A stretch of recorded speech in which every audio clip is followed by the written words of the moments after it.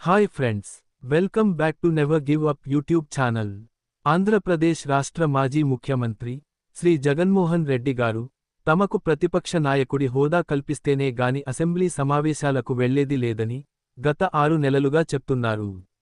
దీనికి అధికార పార్టీ వారు ప్రతిపక్ష హోదా అనేది మేము కల్పిస్తే వచ్చేది కాదని, వాటికంటూ కొన్ని చట్టాలు ఉన్నాయని, వాటికి అనుగుణంగానే మనం నడుచుకోవాలని తెలియజేశారు. ఈరోజు ఆ చట్టాలు గురించి ఒకసారి తెలుసుకుందాం. ముందుగా, ప్రతిపక్ష హోదా గురించి రాజ్యాంగంలో ఎక్కడ రాయబడలేదు.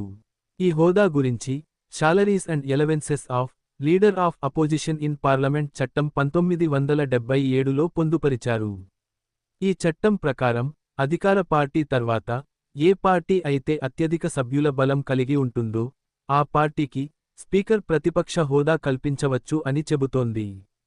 అంతేకాకుండా 2019 ఎన్నికలలో టీడీపీ 23 సీట్లు సాధించినప్పుడు ఇంకొక 5 సీట్లు తక్కువగా వచ్చుంటే మీకు ప్రతిపక్ష హోదా కూడా పోయి ఉండేదని అప్పటి ముఖ్యమంత్రి జగన్మోహన్ రెడ్డి అవహేళన చేశారని ఈ సందర్భంగా గుర్తు చేశారు. అయితే ఈ చట్టంలో ఎక్కడా కూడా 1/10 వంతు నిబంధన అనేది పొందుపరచలేదు. 1/10 వంతు అనగా ఏమిటి? ఉదాహరణకి ఆంధ్రప్రదేశ్ అసెంబ్లీని తీసుకుంటే మొత్తం సభ్యులు సంఖ్య 175. 175లో 1/10 వంతు అనగా సుమారు 18 సీట్లు. అంటే ప్రతిపక్ష హోదా ఇవ్వడానికి కనీసం 18 సీట్లు సాధించాలి.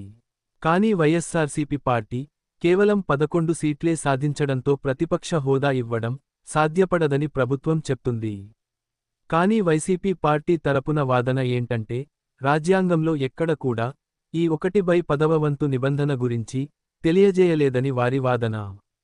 1984లో లోక్సభకి జరిగిన ఎన్నికల్లో మొత్తం 543 సీట్లకు గాను కాంగ్రెస్ 414, తెలుగుదేశం 30, సిపిఐ 22 స్థానాలు సాధించాయి. టీడీపీ ప్లస్ సిపిఐ సీట్లను కలిపితే 52 సీట్లు వచ్చాయి. ప్రతిపక్ష హోదా కావాలి అంటే 55 సీట్లు రావాలి. తెలుగుదేశం పార్టీకి ఇంకా 3 సీట్లు తక్కువ ఉన్నా సరే స్పీకర్ ప్రతిపక్ష హోదా కల్పించారు. 2014 ఎన్నికలలో కాంగ్రెస్ పార్టీ 44 సీట్లు సాధించింది. ప్రతిపక్ష హోదాకి ఇంకా 10 సీట్లు కావాలి. అప్పటి కాంగ్రెస్ ప్రభుత్వం 1984లో టీడీపీకి ఇవ్వడం కుదిరినప్పుడు తమకు ఎందుకు ఇవ్వరని ప్రశ్నిస్తూ తమకి ప్రతిపక్ష హోదా ఇవ్వాలని డిమాండ్ చేశారు. అయితే కొన్ని రోజులకే 1/10 నిబంధనకు సరిపడా స్థానాలు తమ దగ్గర లేవు కాబట్టి ప్రతిపక్ష హోదాను తిరస్కరిస్తున్నట్లు కాంగ్రెస్ పార్టీ వెల్లడించింది. ఈ నిబంధన గురించి చర్చించడం ఇది మొదటిసారి కాదు. ఈ నిబంధన గురించి చట్టపరంగా ఉన్న వాదనలు, అప్పటి అటార్నీ జనరల్ ముకుల్ రోహత్గి ఇచ్చిన వివరణ ఒకసారి చూద్దాం. ఈ 10% నిబంధన అనేది 1977 చట్టంలో పొందుపరచలేదని, కానీ ఈ నిబంధన అనేది parliament facilities act direction 121 clause 1లో పొందుపరిచారని, ఈ రెండింటిని కలిపి చూడాల్సి ఉంటుందని సుప్రీంకోర్టుకు తెలియజేశారు. డైరెక్షన్ 121 క్లాజ్ 1 క్లాజ్ సి ప్రకారం 10% నిబంధనకు అనుగుణంగా సీట్లు సాధించలేని పరిస్థితుల్లో రెండవ అతిపెద్ద పార్టీకి చెందిన వ్యక్తికి ప్రతిపక్ష నాయకుడు హోదా కల్పించడానికి స్పీకర్కి ఎలాంటి బాధ్యత ఉండదు అని చెప్పింది.